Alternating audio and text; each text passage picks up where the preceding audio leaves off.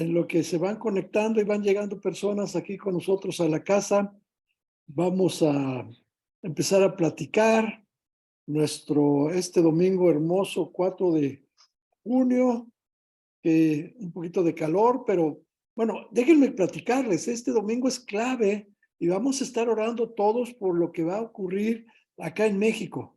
¿Y por qué? Pues como yo se los dije, no es motivo de mi plática, pero ahorita mientras nos vamos conectando, hoy va a haber elecciones en el Estado de México y en el Estado de Coahuila. Y este va a ser un laboratorio. Las elecciones de este domingo va a ser un parteaguas de lo que va a ocurrir el próximo 2024 cuando las elecciones a nivel nacional para el presidente de la República. Y es un parteaguas porque a partir de este momento vamos a ver cómo es la reacción del gobierno frente a las elecciones y qué tanta libertad de veras le van a dejar al INE para hacer y dejar de ser el árbitro ese que necesitamos para nuestras elecciones. Por eso hay que orar este día para que Dios mueva las cosas, tenga misericordia de nosotros, tenga misericordia del país y que Dios mueva las cosas para que podamos seguir siendo ese México libre, ese México donde podemos compartir la palabra de Dios, ese México donde hay libertad para poder cada quien de nosotros manifestar en lo que creemos y que nos dé libertad de expresarnos y que nos dé libertad de reunirnos y que nos dé libertad de ser el México que somos el día de hoy.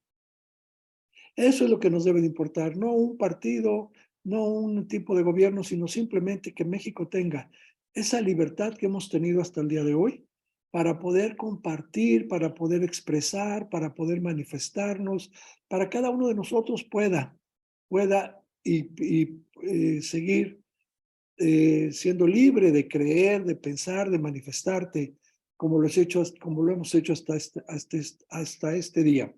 Por eso les decía, es un parteaguas. Esta elección la van a tomar como una especie de laboratorio para ver qué es lo que va a ocurrir y bueno, para ver si nos respetan la libertad en todo sentido de la gente que va a votar. Vamos a orar por esta elección. Yo quiero pedirles que oremos este día porque, ya les digo, no porque gane un partido, no porque gane un gobernador, sino para que Dios mueva las cosas para que México pueda seguir siendo ese país en el que podamos manifestarnos libremente, que podamos creer libremente y que nos dejen reunirnos y compartir la palabra de Dios. Eso es lo que nos debe de importar. Por eso este domingo es clave para estos propósitos de pues para lo que es nuestros propósitos, que es servir a Dios. Vamos a continuar con nuestro domingo, perdón, vamos a continuar con este estudio que estamos viendo en las últimas 2 semanas, el cristiano que crece, y en ese momento, cuando el cristiano crece, pues hemos platicado que se enfrenta a diversos enemigos. Ya habíamos platicado de los enemigos, estábamos compartiendo pues que el primer enemigo somos nosotros mismos, esa antigua naturaleza que tenemos dentro de nosotros, y ese es el enemigo que tenemos primero que hay que vencer. Que ese enemigo va muy ligado con el segundo enemigo, que es el mundo. El mundo va muy acorde con lo que nosotros somos en nuestra antigua naturaleza. Y el tercer enemigo, que es Satanás y todas estas huestes de maldad, que van acomodando todo, van acomodando de acuerdo a nuestras preferencias, de acuerdo a nuestra antigua naturaleza, nos van acomodando las cosas del mundo para irnos atacando, para tenernos en esa batalla. La semana pasada, y con esto terminé la prédica, de la semana pasada, yo les decía que la vida cristiana es un conflicto constante. Es un conflicto constante. Pero yo les decía, pero no para todos. Esto solamente para algunos cristianos. Para aquellos cristianos que de veras queremos estar haciendo la voluntad de Dios. Para aquellos cristianos que de veras queremos seguir manifestándonos, ¿sí? Como verdaderos hijos de Dios. Y entonces para ellos, para estos, va a ser siempre una lucha constante. Toda la vida, ¿eh? Toda la vida. Y te tengo esa buena noticia, ¿sí? Desde el punto de vista cristiano. Toda la vida va a estar ahí esa batalla espiritual va a ser para siempre. ¿Qué es un cristiano? Si a mí me preguntaras ahorita, oye Pancho, defíneme un cristiano, pues yo me iría a la palabra de Dios y buscaría posiblemente algunos pasajes donde Dios se identificara y nos dijera qué es un cristiano. Y como cristiano, pues por supuesto es aquel que cree en Cristo. Así fueron identificados en la primera iglesia, en las iglesias primitivas, a todos los que creían en Jesucristo y a todos los que predicaban el evangelio de Jesucristo. Así fueron denominados en la iglesia primitiva, a todos aquellos que eran seguidores de Jesucristo, cristianos. ¿Cómo me definiría soy cristiano? Pues yo vería la Biblia y buscaría 2 pasajes o 3 pasajes o varios pasajes donde Dios nos mencionara o donde Cristo nos enseñara qué es ser un cristiano. Es aquel que está creyendo en Jesucristo. Yo me iría posiblemente al pasaje aquel de eh, aquellos dos delincuentes, de aquellos dos que fueron crucificados al lado de Jesucristo. Aquel que le dijo, acuérdate de mí cuando estés en el paraíso. Y le dijo, hoy estarás conmigo en el paraíso. Entonces, ese es el creyente, ese es el cristiano, aquel que confía en Dios, aquel que cree en Dios, y aquel que sabe que muriendo en Dios va a tener y va a alcanzar una victoria, ¿sí? Porque la muerte no lo va a vencer. Ese sería para mí un buen pasaje para yo poder compartir lo que es un cristiano. Y así podríamos encontrar varios pasajes, Nicodemo, cuando le dice a Jesucristo, oye, ¿qué tengo que hacer? Y le dice, tienes que nacer de nuevo. Y entonces para mí el cristiano es aquel que nace de nuevo, aquel que nace no en la carne, en el espíritu, y le entrega su vida y le entrega su vida a Jesucristo y se convierte en una nueva criatura para servir a Jesucristo. Pero si me dijera, oye Pancho, y tú, encuéntramelo en un versículo, ¿cómo te diría? Pues yo creo que me iría yo por Juan 3, 15 y 16. De hecho, lo voy a leer, si ustedes me lo permiten. Yo leería Juan 3, 15 y 16, en el cual yo les estaría mencionando, nos queda muy claro qué es el cristiano desde el punto de vista de estos 2 versículos. Juan 3, 15 y 16 sería para mí la clave. Y es para que todo aquel que en él cree no se pierda, mas tenga vida eterna. Porque de tal manera amó Dios al mundo que ha dado a su Hijo unigénito, para que todo aquel que en él cree no se pierda, mas tenga vida eterna. Entonces, ¿quién es el creyente? Pues aquel que cree. ¿Quién es el cristiano? Aquel que cree en Jesucristo. Aquel que cree en Jesucristo y le entrega su vida, lo hace su Señor, lo hace el Cordero de Dios que vino a pagar por sus pecados, ¿sí? Y ya no se va a perder para que el que cree en Él no se pierda, mas tenga vida eterna. Yo te confesaría, yo te diría, oye, descríbeme a un cristiano. Yo me iría a este pasaje, digo, a estos 2 versículos. Este es el cristiano, el que cree en Jesucristo. El otro día estaba yo buscando, ¿y qué piensa el mundo del cristiano? ¿Cómo nos identifica a nosotros el mundo como cristianos? ¿Qué dice de nosotros? Eh, y me fui a las redes. Y te voy a decir que encontré. ¿Qué es el cristiano? Dice, ¿quién se domina cristiano? Y esto es en redes. En redes. Y vean lo que yo me encontré. Los cristianos creen que Jesús era Dios, claro, era Dios porque ya están hablando de pasado, porque ya falleció Jesucristo, así nos ven ellos. Yo te diría, los cristianos creemos que Jesús es Dios. Y vean la parte, cómo te identifican. Y siguen un código de ética establecido en su libro sagrado, la Biblia. Siguen un código de ética establecido en su libro sagrado, que es la Biblia. Ve cómo nos están clasificando. Tenemos un código de ética que que es nuestro libro sagrado, que es la Biblia. Por eso entonces es tan importante que tú guardes un testimonio.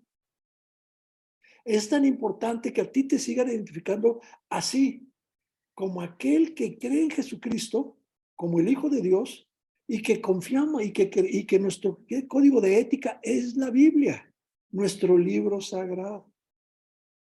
Después encontré otras por aquí.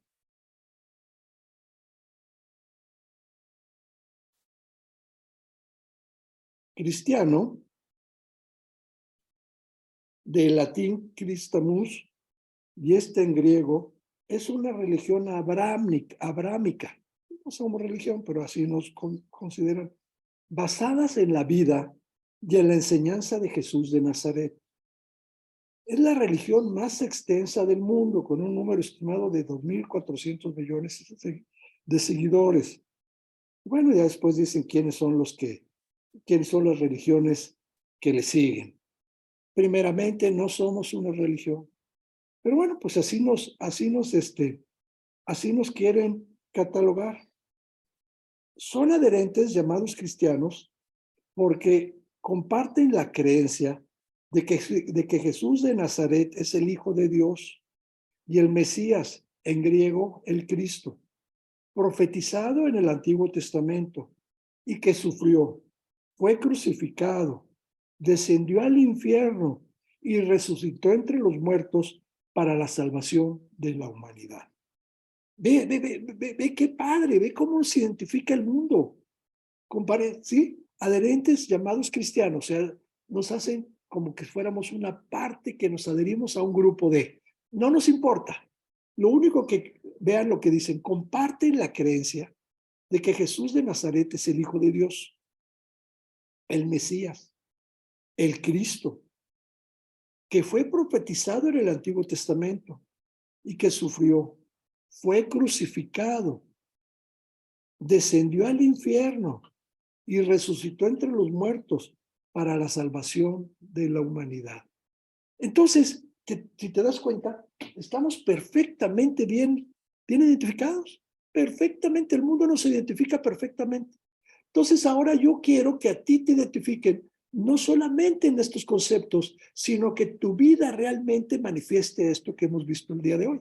Así como nos identifican, así quiero que de veras el mundo nos vea. Como nosotros, aquellos que creemos que Jesucristo es el Hijo de Dios, el Cordero de Dios, que vino a pagar los pecados de este mundo, del mundo, de nosotros, que sufrió, fue crucificado, descendió al infierno, venció a la muerte, subió al cielo, y los que creemos en él, un día estaremos en la vida eterna. Ese es el cristiano y así quiero que nos identifiquen, así quiero que nos sigamos viendo. Dices, pues, que estamos debajo de un gran paraguas, así lo dicen, con diferentes denominaciones, pero que todos tenemos esa misma línea. Creemos en Jesucristo como el Hijo de Dios, el Mesías, el Cristo, profetizado en el Antiguo Testamento y habiéndose convertido en una realidad, o siendo la promesa en el Antiguo una realidad en Jesucristo. Esos somos nosotros. ¿Y qué es la Biblia? Nuestro código de conducta. ¿Y qué es la Biblia? Nuestro libro sagrado. Quiere decir entonces que nosotros no nos movemos ni de izquierda ni a derecha, ni somos retrógradas, ni somos avanzados, ni pensamos con una mentalidad más abierta. No, nuestro libro, nuestro código de conducta es la Biblia, nuestro libro sagrado. Por eso entonces yo quiero que te sigan identificando de esa manera. Tu libro sagrado, tu conducta, tu código de conducta, ¿qué tanto lo aplicas en tu vida? Porque aunque tú no lo creas, eso es lo que están viendo en nosotros. Si realmente nosotros si seguimos, si nos dejamos, si realmente dejamos que sea el libro de conducta, el código de conducta, la Biblia, en la que nosotros, nuestro libro sagrado. Porque si no, de tal manera, entonces no estaríamos siendo congruentes con esa definición que el mundo ve de nosotros. No seríamos congruentes con lo que estamos platicando. Y eso es precisamente lo que vamos a hacer, que vamos a platicar el día de hoy. ¿Por qué? porque vamos a seguir viendo a esos enemigos que tenemos nosotros cuando el creyente quiere realmente seguir y servir a Jesucristo con todo su corazón. Y vamos a encontrar entonces que cada vez que tú te propones algo en Jesucristo, cada vez que tú pretendes hacer algo en Jesucristo, cada vez que quieres realizar algo en Jesucristo, va a haber alguien que va a quererte bloquear. Y el primero que te va a bloquear, lo decíamos nosotros el domingo pasado, eres tú mismo, tu antigua naturaleza. Y eso está ahí, viene ahí, viene en el hombre, viene desde un bebé, desde un niño. Yo te puedo decir, yo comparto, que seguido hacemos una comparación, si quieres mal hecha, de mis dos nietos, que son los hijos de mi hijo. Él, el niño, el mayor, es un pan de Dios. Todo buenote, todo buena gente, nada agresivo, nada. Sí, tiene otras cosas, ¿eh? Ojo, tiene otras cosas. Pero por ese lado es todo un pan. O sea, decimos nosotros, es un buenazo. La otra, la más chiquita, la hermana, del mismo papá, de la misma mamá, con los mismos principios, con la misma formación, todo, es mucho más agresiva. Le gusta molestarlo, le gusta darle su pellizco, le gusta... Y que dice, abuelo, Inés me pellizcó. Y no es para devolverle un pellizco, no. Simplemente es así su naturaleza. Y aquella, pues es su naturaleza también. Y tenemos que llegar y decirle, Inés, ¿por qué pellizcaste a tu hermano? Inés, ¿por qué le diste un zape en la cabeza a tu hermano? Y siendo una niña que no ha cumplido ni 3 años, ahí está en su naturaleza, esa es su naturaleza. Así que entonces por eso dice la palabra desde niños, ¿sí? Tienes que llevar al joven, al niño, empezarle a inculcar, empezarle a enseñar, para que empiece a tener victoria sobre esa antigua naturaleza, sobre su naturaleza, porque ahí la tiene. Y que esa naturaleza la seguimos teniendo nosotros, aunque hayamos entregado nuestra vida a Jesucristo, no ha muerto, ahí sigue. Y entonces el mundo se encarga de hacernos tratar de que esa antigua naturaleza salga a colación. Así que yo les compartía la semana pasada, cada uno de nosotros tiene un área. Les compartía que, por ejemplo, en Eva, la codicia fue lo que la mató, la codicia fue lo que la llevó a ese pecado que ella cometió, codició ser como Dios. Y así estamos muchos, codiciamos muchas cosas. Y tenemos que tener esa victoria, y tenemos que tener esa lucha diaria con nuestra antigua naturaleza, porque a lo mejor tú no codicias, pero a lo mejor es celoso, tu orgullo, ¿sí? Tienes otras cosas que son las que están ahí, que quieren salir. Y entonces tienes que luchar con todo eso. Y si a eso le sumas que el mundo te la pone fácil, te lo pone atractivo, te pone cosas atractivas, te va haciendo todo atractivo, entonces entiendes que por qué, ¿sí? Empiezas a hacer ídolos en tu vida. Y era precisamente lo que Abraham les dijo al pueblo prometido, perdón, al pueblo de Israel, cuando iban a ir a conquistar la tierra prometida. Les dijo, tengan cuidado de aquellas personas que que están habitando esa tierra que van a ustedes a conquistar, esa tierra que yo les daré.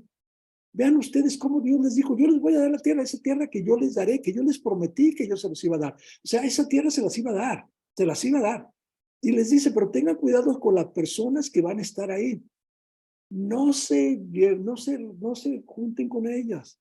Tengan cuidado para que no los vayan a llevar a sus dioses, para que no vayan a inclinarse a su corazón a adorar a los dioses ajenos.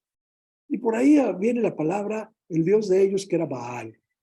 Y escuché el otro día, estábamos escuchando un estudio con Lourdes, que Baal sale no sé qué tantas veces en el Antiguo Testamento, en los primeros libros. Ahí está mencionado, pero muchísimas veces, ¿sí? Entonces, ese era el Dios al que tenían que tener cuidado de no inclinar su corazón a dioses ajenos. Y el mismo Baal dijo, mandaba, si ustedes se acuerdan de ese pasaje, ve y maldíceme, ¿sí? Maldíceme al pueblo de Dios en el nombre de Baal. Y iba alguien a tratar de maldecir al pueblo de Israel y hasta una burra se le impidió, ¿verdad? En fin, todos conocemos esa parte. Y entonces Ahí estaba ese riesgo de que el corazón de los israelitas se inclinara y se fuera a los dioses ajenos. Hoy tú estamos y yo en lo mismo. Estamos en el mismo riesgo. No, no te vas a ir a Baal. No, no, no. Te vas a ir a las cosas del mundo. Te vas a ir a buscar las cosas del mundo. Vas a poner tus ojos en las cosas del mundo. Vas a hacer ídolos las cosas del mundo. Y te vas a olvidar de tu Dios. Vas a querer algo más de lo que tienes y no vas a estar contento ni conforme con lo que Dios te da. Entonces, por eso dice la palabra, tener cuidado de lo que nuestros ojos ven, de lo que nuestro corazón desea, porque todo eso nos puede apartar de la verdad, nos puede apartar de la verdad. Y quiero ahorita que me vamos a poner un círculo, la verdad. Esa es la base de la vida cristiana. Por eso ahorita que vamos a platicar de la armadura divina, ¿sí? Habla del cinto, el cinto que usaba el soldado, que es el cinto de la verdad. Y por eso le ponemos un círculo a la verdad. Porque si nosotros no estamos compartiendo, si no estamos nuestra vida, no está hablando de esa verdad, estamos siendo mentirosos, chicos. Entonces esa es la realidad. No estamos viviendo como Dios quiere que vivamos. Entonces somos unos mentirosos. Estamos engañándonos a nosotros mismos pensando que estamos bien cuando en realidad no lo estamos. Y quieres que no, el mundo nos ve y nos dice no. Y Satanás así nos quiere ver. Un cristiano caído, un cristiano que ya perdió la batalla, un cristiano que no tiene ni a la Biblia como su código de ética, su código de conducta, ni tiene tampoco a Jesucristo como su primer amor. Ha perdido las dos cosas en la iglesia, en las iglesias de Filadelfia, perdón, en las iglesias de Apocalipsis. ¿Qué le dijo a una de las iglesias? Has perdido tu primer amor. Haces obras muy bonitas, pero tengo contra ti una cosa, que has perdido tu primer amor. Entonces eso es el problema que podemos estar viviendo. Hemos perdido nuestro primer amor porque hemos puesto ídolos antes que a nuestro Señor. Y porque ya no estamos tomando como código de conducta, como la verdad absoluta, nuestro libro sagrado, la Biblia. No la estás poniendo en práctica. Y entonces, por eso yo te decía de la semana pasada, los cristianos vivimos en un conflicto constante, pero no todos, solamente aquel cristiano que vive para Cristo. Solamente ese cristiano que le entregó su vida a Cristo tiene y que hace y que quiere cumplir, como lo comentábamos la semana pasada, ser ese grupo, ser ese remanente que sigue siendo fiel a la palabra, quien va a estar en esa lucha constante contra su antigua naturaleza, contra el mundo y contra Satanás. Entonces, esta batalla espiritual va a ser el resto de tu vida como creyente, el resto de tu vida. Y esta victoria te debería de llevar victoria tras victoria. Pero yo te puedo decir, no necesariamente nos va a llevar victoria. Te puede llevar, si tú lo quieres. La victoria ya está ahí, la victoria está en Jesucristo. La victoria está en la muerte de Jesucristo en la cruz, su haber resucitado de los muertos y estar al lado de nuestro Señor, de Dios en el cielo. Esa es la victoria. Y luego también para la victoria, Dios nos da herramientas. Dios pone a nuestro alcance una armadura que nos va a poder llevar a esa batalla, que nos va a poder enfrentarnos con el enemigo en esa batalla. Entonces, la victoria es tuya si la apropias. La victoria es tuya si la apropias en Jesucristo y si si te vistes con esa armadura, ¿sí? Que son las herramientas, que son los elementos que Dios nos da para enfrentar a ese enemigo. Eso es lo que vamos a platicar esta semana, esta situación, el equipo que Dios nos da para enfrentar esta batalla. Véngase, ayúdenme, vamos a orar, acompáñenme a orar para que Dios bendiga esta reunión. Vamos a orar. Padre bendito, gracias te damos, Señor, porque tú eres bueno. pero sobre todo gracias porque tú eres grande, pero más aún, Padre, porque tú eres misericordioso, porque tú no ves esas obras, esas faltas, esos pecados que cometemos, Señor, sino tú estás dispuesto a olvidarlos, tú estás dispuesto a perdonarnos, siempre que así lo reconozcamos, siempre que seamos honestos, Padre, y vengamos a ti y te pidamos perdón por todas esas cosas por las que te hemos fallado. Gracias, Señor, porque tú cuidas de nosotros. Gracias te damos también por la salvación en Cristo Jesús. Ahora te pedimos que tu Espíritu Santo bendiga esta reunión, que nos guíe, que nos lleve, que abra nuestro entendimiento para que podamos, Señor, asumir un compromiso contigo y podamos ser ese hijo tuyo que está dispuesto a librar una batalla, ¿sí? Contra esa batalla espiritual, contra esos tres enemigos que nos acechan. Bendícenos en este momento y guíanos en la palabra y te lo pedimos en el nombre de tu Hijo Jesucristo. Amén. Amén. Ay, chicos, ya les había dicho yo en la mañana, ahorita antes de iniciar, por las elecciones. Vamos a orar ahorita al final por la elección, porque es el parteaguas, chicos. Me están ahorita recordando aquí los que están conmigo ahorita, Pancho, las elecciones. Pancho, las elecciones. Y sí, es el parteaguas.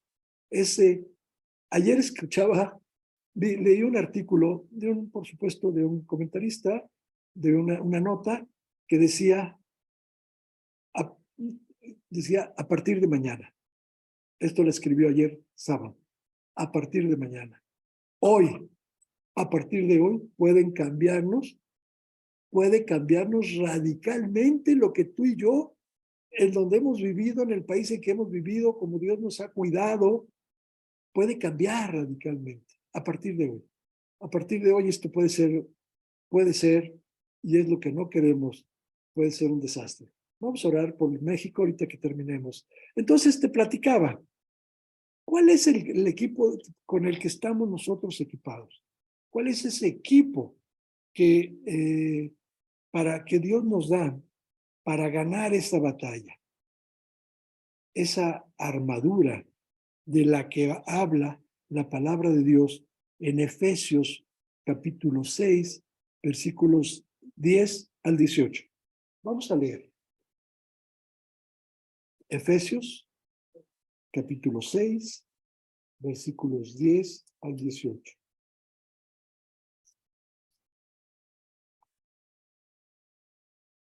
Y dice, empezando en el versículo 10 al 18 de Efesios 6. Por lo demás, hermanos míos, fortaleceos en el Señor y en el poder de su fuerza. Lo primero que Dios nos pide, o lo primero que Dios nos dice es, fortalécete en el Señor y en el poder de su fuerza. Es lo primerito. Y después, versículo 11, vestíos de toda la armadura de Dios para que podáis estar firmes contra las acechanzas del diablo, porque no tenemos lucha contra sangre y carne, sino contra principados, contra potestades, contra gobernadores de las tinieblas de este siglo, contra huestes espirituales de maldad en las regiones celestes. Por tanto, tomad toda la armadura de Dios para que podáis resistir en el día malo y habiendo acabado todo, estar firmes. Estad pues firmes, ceñidos vuestros lomos con la verdad y vestidos con la coraza de justicia, calzados los pies con el apresto del evangelio de la paz. Sobre todo, tomad el escudo de la fe, con los que podáis apagar todos los dardos de fuego del maligno, y tomad el yelmo de la salvación y la espada del Espíritu, que es la palabra de Dios, orando en todo tiempo con toda oración y súplica en el Espíritu, y velando en ello con toda perseverancia y súplica por todos los santos. Esta es la armadura, esta es la herramienta que Dios nos da. Si se acuerdan ustedes, nos lo hemos comentado, cuando Pablo está escribiendo esta carta y nos está dando la descripción de la armadura, él está viendo al soldado romano. Él está tomando como ejemplo al soldado romano. Y si se acuerdan ustedes, en un momento dado, el Imperio Romano, en su tiempo, fue el imperio más grande por varios siglos, conquistó, no, bueno, no solamente la parte de Italia, va a España, lo que es, vamos a hablar de lo que es como estaría hoy, conquista Italia, conquista España, conquista Francia, conquista Inglaterra, conquista parte de lo que sería Bélgica, una parte, la mitad de lo que sería Alemania, y se baja otra vez por lo que sería lo que antes era la antigua Yugoslavia, Rumanía, toda esta parte, sí, por supuesto, Austria, Suiza, todo lo que está en medio, hasta Grecia. Y luego se encamina hacia lo que hoy sería Turquía, sigue hacia lo que hoy sería Siria, Líbano, por supuesto, Israel, ¿sí? Palestina, toda esa parte, sigue hasta Egipto, sigue al norte de África, lo que hoy sería Túnez, Marruecos, toda esa parte, conquista toda esa parte del norte de África, así que el Mediterráneo lo controlaban ellos, eran dueños del Mediterráneo, eran dueños de la mitad de lo que del mundo conocido, eran el imperio más grande. ¿Y cómo lo lograron? Pues con sus legiones. ¿Cómo lo lograron? A través de su ejército. Y por lo tanto, entonces él cuando está describiendo al soldado, a ese legionario, a ese que logró tantas victorias durante tantos años, siglos, y llegó a tal conquista, ¿sí? Lo está describiendo de esta manera. Está viendo las armas, las herramientas que él utiliza para enfrentar a sus enemigos en las batallas. Y por eso entonces dice, fortaleceos en el Señor. O sea, lo primero que tienes que hacer es estar fuerte en el Señor. Y luego toma la armadura, sí, toma esas herramientas que Dios nos da. Tomas esas herramientas que están a nuestro alcance. Y dice, y empieza, y dice, estad pues firmes y ceñidos vuestros lomos con la verdad. Vestidos vuestros lomos con la verdad. Entonces, lo primero que nos está diciendo es la verdad. Sin verdad no es posible. Sin la verdad esto no es posible. Por eso entonces tenemos que entender que la verdad va desde quién eres, cómo te comportas, ¿sí? Y realmente si estás siguiendo la palabra de Dios. Así que con el primero que tienes que ser, buscar la verdad, que auténtico, con el que primero que tienes que reconocerte es contigo mismo. Tienes que ser honesto contigo mismo, auténtico, como me dicen. No puedes tratar de engañarte a ti.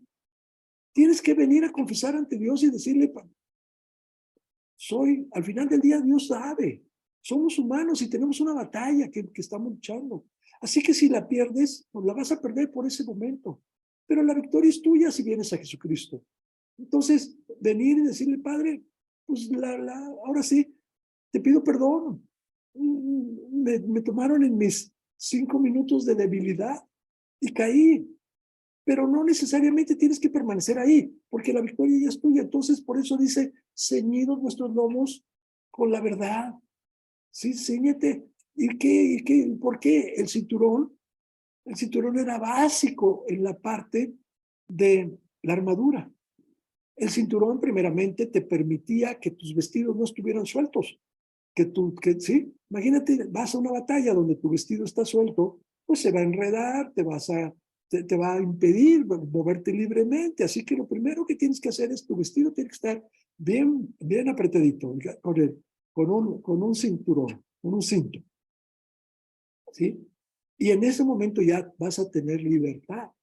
Pero además de ahí se van a sostener diversas herramientas. Tu espada va a estar en el cinturón, ¿sí? Una hacha posiblemente va a estar en el cinturón, una daga va a estar en tu cinturón, y todo esto lo vas a traer contigo en tu cinturón. Pero además toda la coraza, toda la armadura se sostiene sobre el cinturón, va detenida sobre el cinturón. Así que si te das cuenta, lo primero que nos dicen es la verdad, ¿eh? Con la verdad vas a poder salir avante. Entonces, la verdad, ¿con quién? Pues primero tienes que ser, de veras tienes que ser auténtico contigo mismo. Tienes que reconocer que que has fallado y pedir perdón a Dios. Ser realmente, ¿sí? Y eso implica tener que vencer tu orgullo. ¿Sabes? Y te lo digo, ¿sabes cuál es la principal causa por qué las personas no vienen a Jesucristo? ¿Por qué las personas no aceptan al Señor? Porque tienen que reconocer que son pecadores. Oye, porque tienen que reconocer que son pecadores. Te decía yo la semana pasada, alguien me dijo el día, oye, qué fácil es ganarte el cielo. Si crees en el Señor Jesucristo, lo reconoces como tu Salvador, le pides perdón por tus pecados, lo haces el Señor de tu vida, y con eso es suficiente. Sí, con eso es suficiente, qué fácil. Y yo se los dije, pues vamos haciéndolo. Órale, vamos a orar. Reconoce que eres pecadora.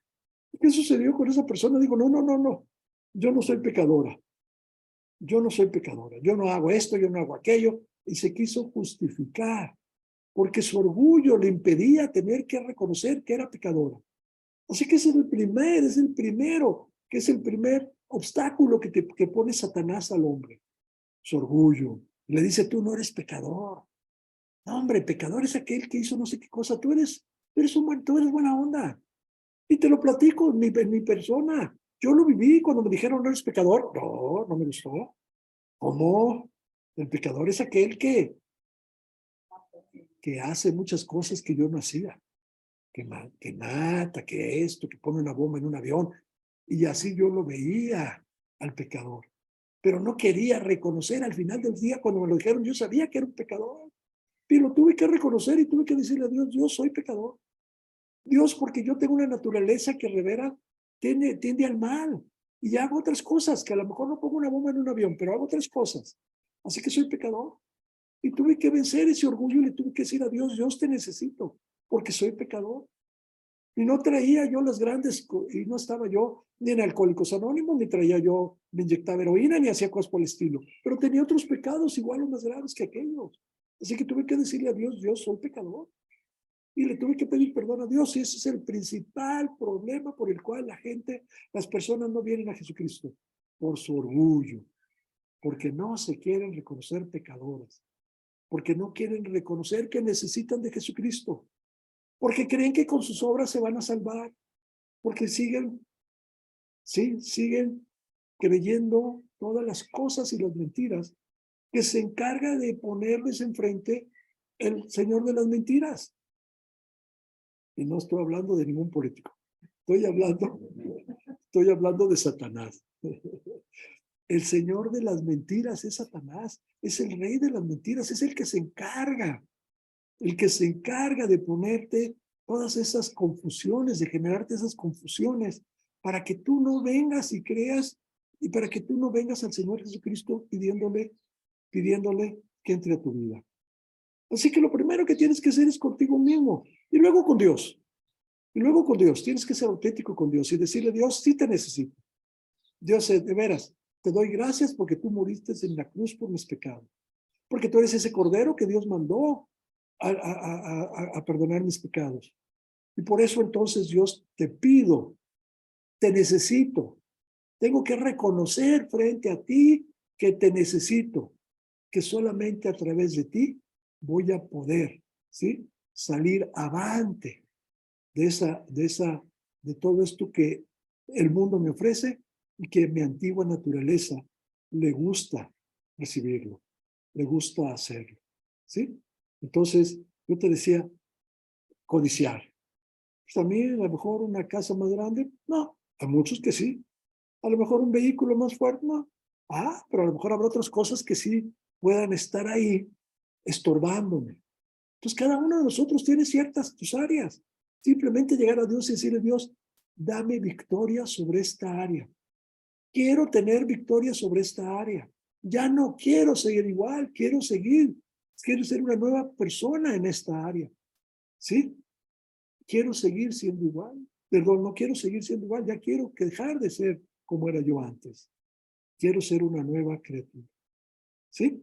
Entonces, el Señor de las mentiras te va a hacer creer que no lo necesitas, porque Él está ahí, porque estás luchando, como lo leímos, no con alguien de que es de carne como tú, sino huestes de maldad que saben dónde te atacan, que te conocen perfectamente bien, que saben cuál es tu punto débil, que saben en dónde te pueden golpear.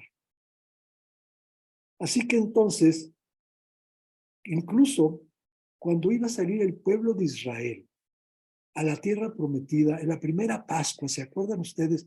¿Qué les dijo Dios? Marquen en el dintel con la sangre del cordero que van a sacrificar esa noche. ¿Y qué les dijo? Yo creo que lo tengo en Éxodo. Vamos a verlo. Éxodo 12, versículo 11. ¿Lo tienen, chicas?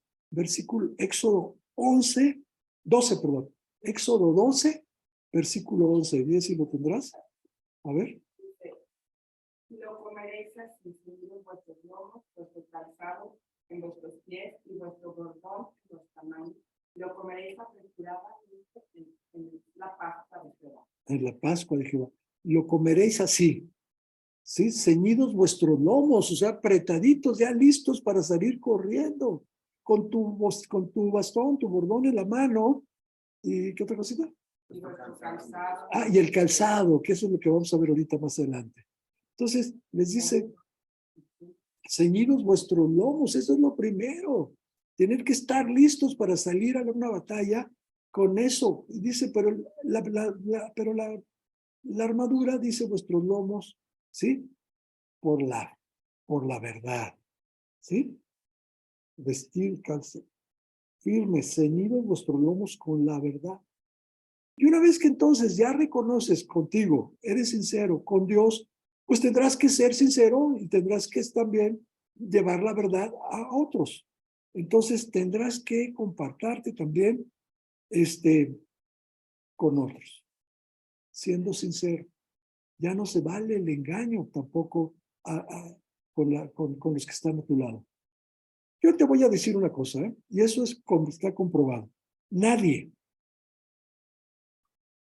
es ¿cuál será la palabra?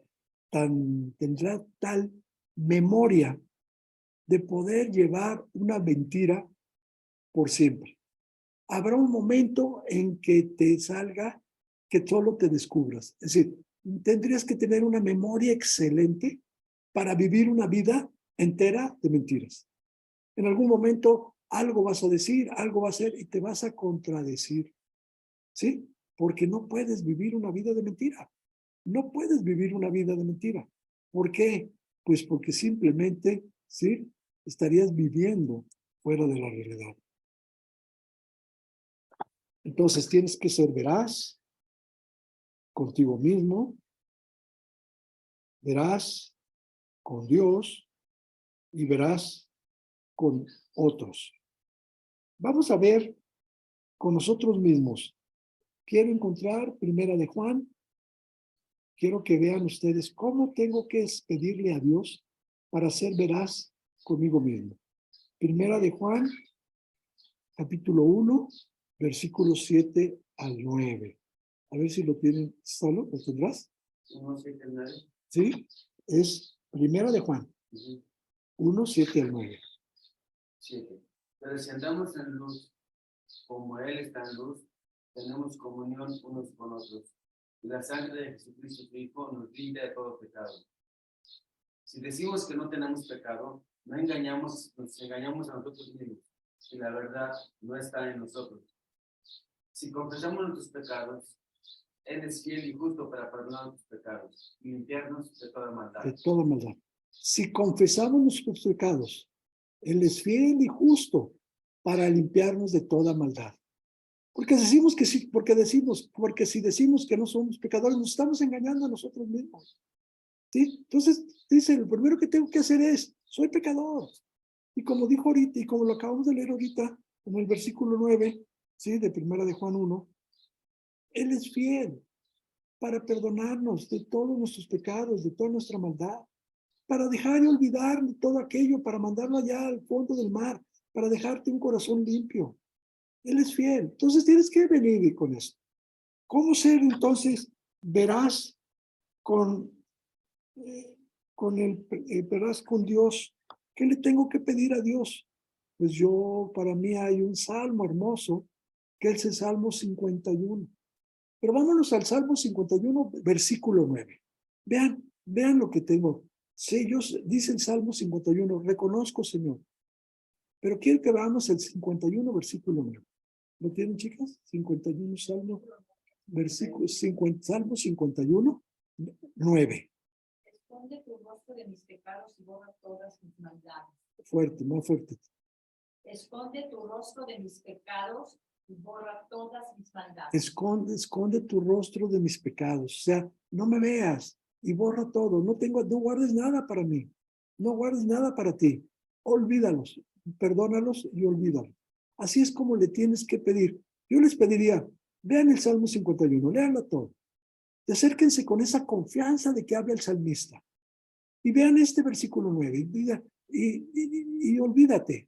Ya, no quiero que sigas. Quiero pedirte perdón por todo esto. Y entonces con esto vas a ser veraz con otros. Vas a vivir una vida auténtica. Oye, ¿eso te va a traer algunos problemas? Sí, sin duda. ¿Vas a dejar de ser invitado en muchos lados? Sí, sin duda. ¿Vas a dejar de ser partícipe de muchas actividades? Sin duda. ¿No te van a tomar en cuenta nada? Sin duda. Pero vas a ser auténtico y entonces vas a seguir con esa definición que veíamos al principio. Aquellos que se rige su conducta por su código, ¿sí? Por su libro sagrado, que es la Biblia. Vas a seguirte sosteniendo lo tuyo. Y llega un momento que ya ni caso te hacen, ¿eh? A ese déjalo, a ese él nunca va a ir. Él no va a llevar, él no va a ir a estas actividades donde nosotros le invitamos. No va a ir. No va a ir. Entonces ya, sigue siendo auténtico con el mundo. La coraza de justicia es el segundo de las herramientas que Dios nos da. La coraza de justicia. ¿Qué es la coraza? Pues es todo lo que el soldado se ponía desde el cuello hasta la cintura, y incluso traía unas placas metálicas, ¿sí? Debajo de la cintura para cuidar alguna herida en lo que serían los glúteos y en la parte de enfrente. Pero en sí la coraza es todo lo que es desde el cuello hasta la cintura, una armadura, pero nada más en las partes para protegerlos de los órganos vitales. Los brazos estaban libres, o sea, él tenía los brazos libres. Cuando mucho traía aquí en el hombro también unas placas metálicas, pero movibles, para protegerle el hombro. Pero el brazo estaba libre, él podía moverse, pero todos sus órganos vitales, pulmón, corazón, estómago, todo estaba cubierto por esa coraza. Y por eso dice, ahora, la coraza de justicia. ¿Pero justicia de qué? Pues ¿cómo de qué? El primero que tuvo justicia fue Dios contigo. Justicia, pero no fue una justicia como la entiende el hombre. Yo les he platicado, la primera cosa que nos hacen aprendernos en primer semestre, en la primera día de la carrera de Derecho, es el concepto de justicia, ¿sí? Y el concepto de justicia la justicia es darle a cada quien lo que le corresponde, darle a cada quien lo que le toca como hombre y de antigua y de acuerdo con la Constitución, con los derechos que nos protege la Constitución, darle a cada quien lo que merece. Sí, sin tomar, sin hacer, ¿cuál será la palabra? Lo que le corresponde. Sin hacer tampoco, tomar la justicia en tus manos y sin exagerar las cosas y también sin dejar de ver ciertas cosas. Hace unos días estaba yo escuchando, sinceramente, se me hace una barbaridad. Alguien que de coraje agarró un perrito, no sé si han estado leyendo, y lo aventó a un caso de aceite. Por supuesto, pues el perrito se murió, el aceite está hirviendo. Cuando lo pescan y le dicen, ¿qué pasó? No lo hizo porque el perrito le cayera mal. O sea, no hay alevosía, ventaja. Es un coraje que en ese momento tuvo con el dueño de esa carnicería y se desquitó con un pobre perrito que estaba ahí, que era la mascota de un chico, creo, que iba a ir a comprar carne. Y agarró al perro y lo aventó al caso.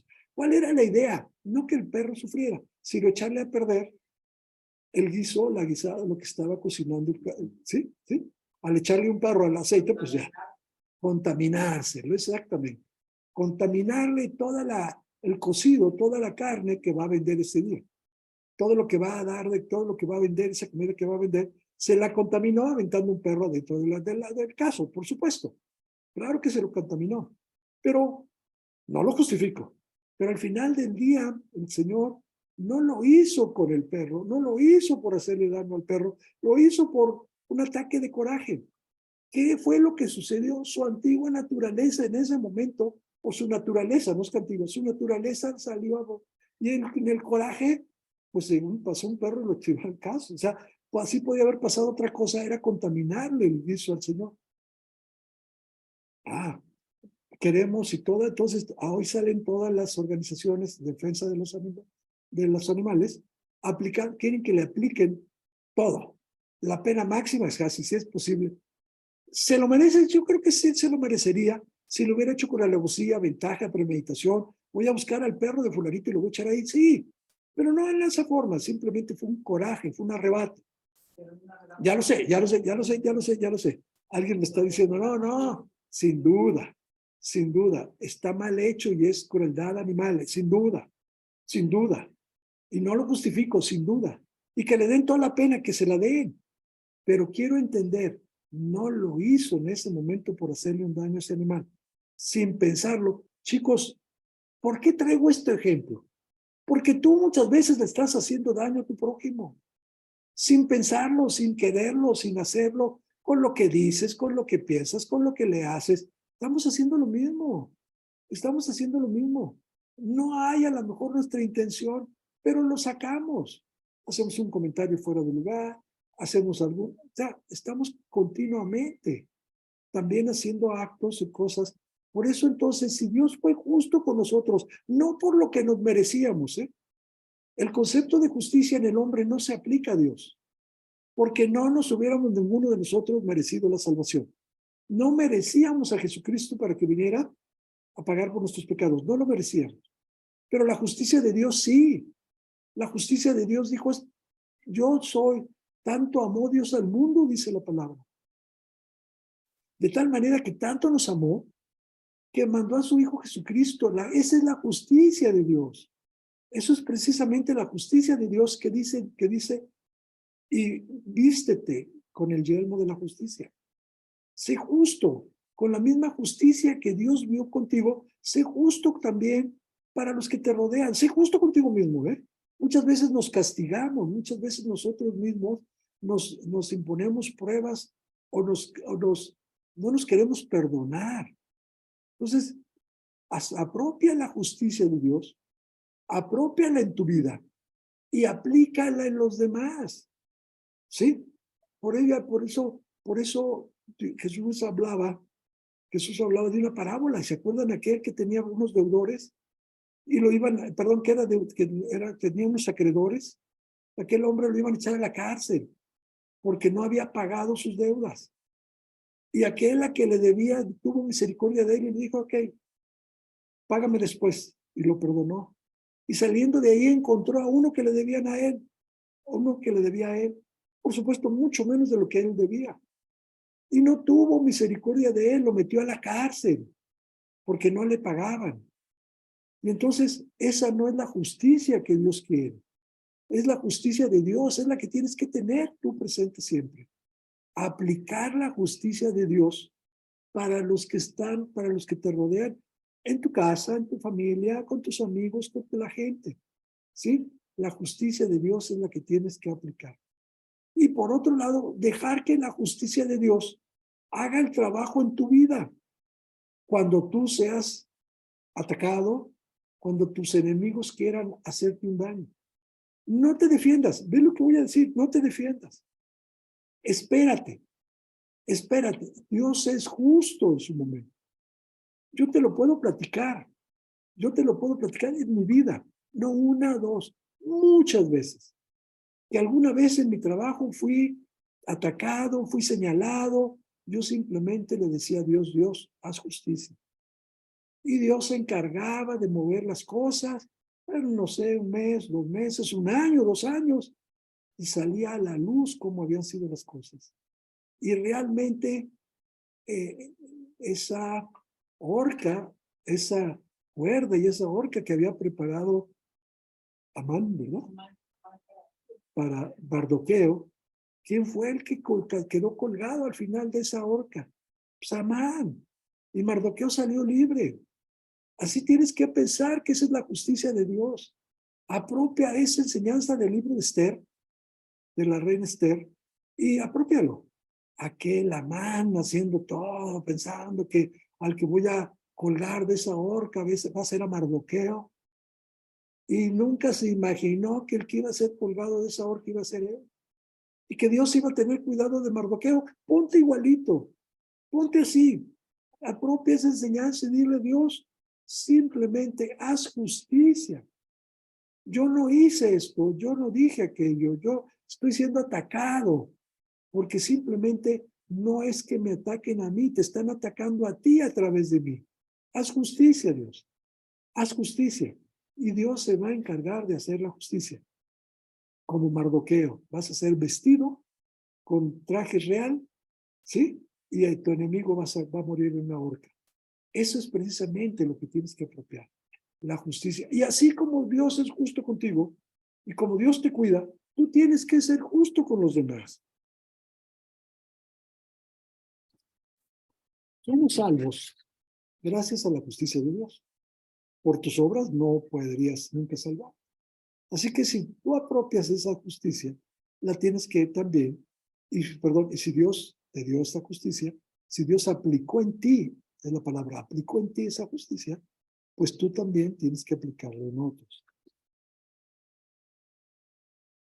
Como resultado de tu conversión, el propósito de Dios, entre otras cosas, es aplicar su justicia en tu vida. Como resultado de tu conversión. Cuando tú no te habías convertido, cuando tú estabas en el mundo, Dios no tenía sobre ti su justicia.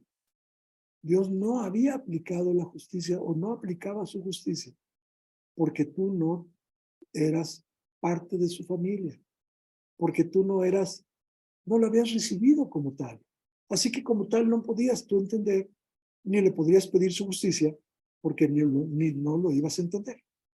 Ibas a creer que las cosas se dieron por por tus lindas obras, por tu cara bonita, por lo que tú quieras. Nunca le ibas a dar la gloria a Dios. Entonces, ahora que tú recibes a Cristo y Dios hace justicia en tu vida, le das la gloria a Dios y en ese momento dices, toda la gloria para ti, Señor. Y así le pidas lo más mínimo. Dios, ayúdame esto, Dios, ayúdame en aquello, Dios, hazme justicia aquí, Dios, hazme justicia con la fulana. Dios se va a encargar de hacerte justicia, porque eso es el resultado, o uno de los resultados de tu conversión. Entonces, y termino, la justicia de Cristo es en nosotros por medio de la fe. Les repito, la justicia de Cristo es en nosotros por medio de la fe. Por fe sabemos que Cristo va a hacer justicia en nuestra vida. La justicia se muestra por medio de nosotros. Si tú eres justo con los demás, vamos a poder mostrar la justicia de Dios a través de nosotros. Entonces, concluyo. Yo necesito la justicia de Cristo y otros necesitan ver en mí la justicia de Cristo. No sotrabalemos, ¿eh? Yo necesito la justicia de Cristo y otros necesitan ver en mí la justicia de Cristo. Porque no pueden ver la justicia tuya porque tú no eres justo. Tú vas a ser justo en la medida que Cristo fue justo contigo y tú estás apropiando esa justicia y la estás aplicando en otros. Así que entonces, te diría yo, entonces pues, haz el bien y eso seguirá o traerá a tu vida cosas buenas. Pues no podemos hacer el mal y esperar victoria espiritual. No podemos hacer mal y esperar una victoria espiritual. El mundo está esperando que tú seas justo con ellos como Dios es justo contigo. ¿Sí? Termino con esto ahorita, esta enseñanza. Vamos a continuar la semana próxima. La semana próxima ya tiré mis lentes y vamos a orar. Vamos a orar. Bendito Padre, queremos darte gracias por esta mañana. Gracias por esta enseñanza. Gracias por el hermoso cuidado que tienes de nosotros, Señor. Ayúdanos a apropiar, Señor, esta armadura para poderla poner en práctica ante los ataques de nuestros enemigos, el mundo, Satanás, nuestra antigua naturaleza. Te queremos pedir, Señor, también este domingo, por las elecciones que va a haber en estos estados, Estado de México, Estado de Coahuila. Señor, mueve las cosas para que sea tu justicia la que salga avante, para que sea tu amor por México el que nos cuide, para que sea, Señor, también nuestro deseo de seguirte sirviendo, que no se vea interrumpido por nada ni nadie que sea ajeno a nosotros. Cuida, Señor, estas elecciones, pero sobre todo cuida México. No te pedimos por un partido, no te pedimos por un candidato, te pedimos por México, para que el que gane sea alguien que busque, Señor, que nos permita seguir realizándonos como país, como ciudadanos, pero sobre todo como hijos tuyos, para poder seguir compartiendo tu evangelio y llevándolo a toda criatura. Bendícenos, Señor, cuídanos. Y te lo pedimos esto en el nombre de tu Hijo Jesucristo. Amén. Amén.